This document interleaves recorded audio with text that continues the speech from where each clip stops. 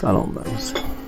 بعد از جنگ خیبر برا و امیرالمومنین رسول الله نشسته بودن با چند نفر دیگه. یه زن یهودی اومد گوشت کباب آورد برای رسول الله. گفت آقا شنیدم شما گوشت کتف گوسفند دوست داری، کباب کردم برات آوردم، من تازه مسلمان شدم. رفتن نون بیارن، برا یه لقمه برداشت خورد. مولا بهش گفتش که برات چرا زودتر خوردی؟ شروع کرد دست انداختن مولا که مثلا ای بابا خسیس بازی در نیار دیگه. ما ابخلک رسول الله، چرا بخیلی؟ کلمه رو دقت کن. مولا جواب داد نه برا، اولا احترام رسول الله واجبه، ما نباید جلوتر از رسول الله چیزی بخوریم، جلوتر از رسول الله چیزی بیاشامیم، جلوتر از رسول الله راه بریم، حرف بزنیم، بشینیم. ولی برا این گفت یهودی بودم من، ما چه میدونیم؟ اگر میذاشتی رسول الله لقمه اولو بخوره بعد تو به دنبالش چیزی بخوری، مسئولیت ما با اون بود. تا از همون میپرسیدن چرا از این لقمه خوردی، میگیم رسول الله خورد ما هم خوردیم. اما برا تو زودتر خوردی، حالا مسئولیت با خودت. این گفتگو بین برا و مولا که گذشت، نون آوردن. امیرالمومنین نون خدمت رسول الله تقدیم کرد. رسول الله اومد بله کرد و اومد بخوره. یه دفعه گوشت به صدا در اومد که یا رسول الله منو نخور، من مسمومم.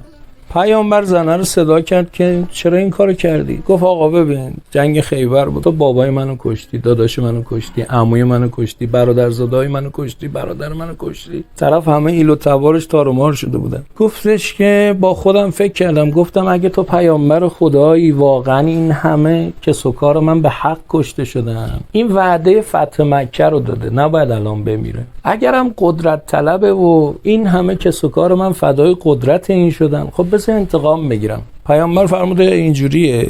گفت بله آقا من راستشو بگم همینجوری بود.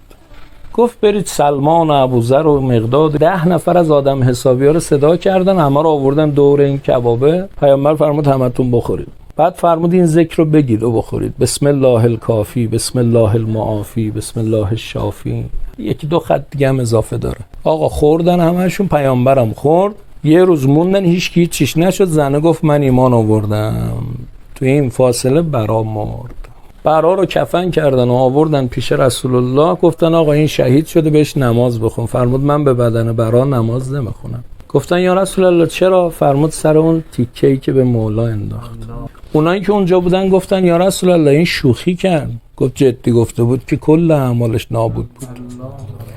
مسئله اینه که شوخی کرد. گفتن آقا شهیده. گفت نمیخورم. گفتن حالا چیکار کنیم؟ فرمود مگه مولا بیاد کارش حل کنه.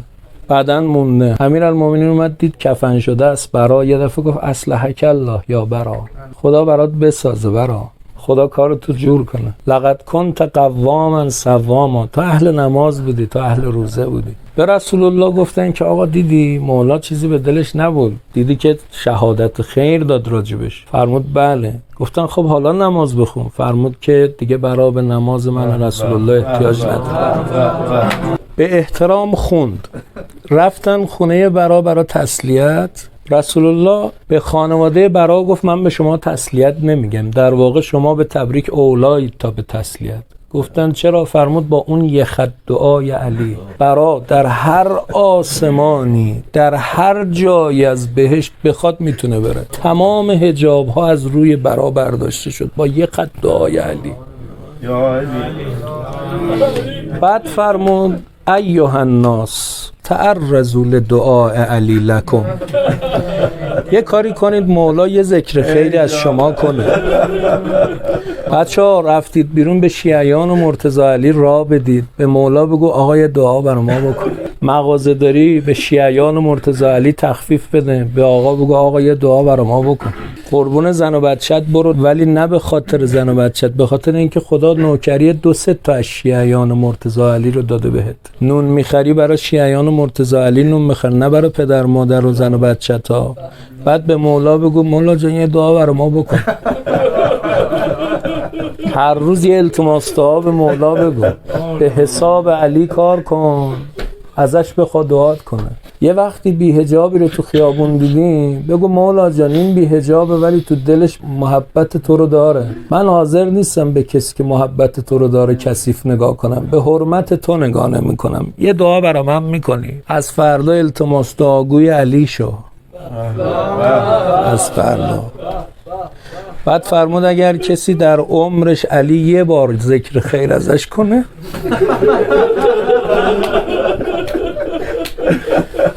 گناه تمام ثقلین به گردنش باشه، به تعداد برگها گناه کرده باشه، اون یه دعای علی میچربه.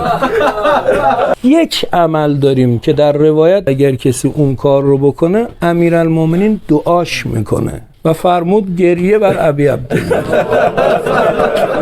و این روایتش صحیح السنده، تو کامل الزیارات هم اومده.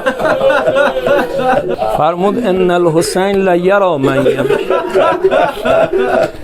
امام حسین میبینه هر کی براش گریه کنه، تا اشک اومد به چشمت بدون مولا داره نگات میکنه. این روایت صحیح السنده. به نظرتون کی عاشق کی بود؟ یوسف عاشق بنیامین بود یا بنیامین عاشق یوسف؟ من میگم یوسف عاشق بنیامین بود. خودش جام گذاشت، خودش کشف کرد، خودش هم گفت تو مال منی. از اول بنیامین همینجوری مونده بود، خودش میذاره تو کاست که گریه کنی، یه وقت به خودت نگیری یا بعد میگه تو گریه کردی تو مال منی. من میگم آقا این گریه رو کی داد؟ میگه خودم دادم. مولا عاشقته. زود غریبه نشو با امام حسین، گناه ها ما رو زود غریبه نمی کنه. واسا پاکارا آقا، بگو بالاخره با روزت درست میشن، بالاخره با روزت درست میشن. بعد فرمود که ببینه یکی گریه میکنه یسألو اباهو، یعنی امیرالمومنین، و امه و اخاه و رسول الله که ان یستغفر له، فرمود برای این استغفار کنید.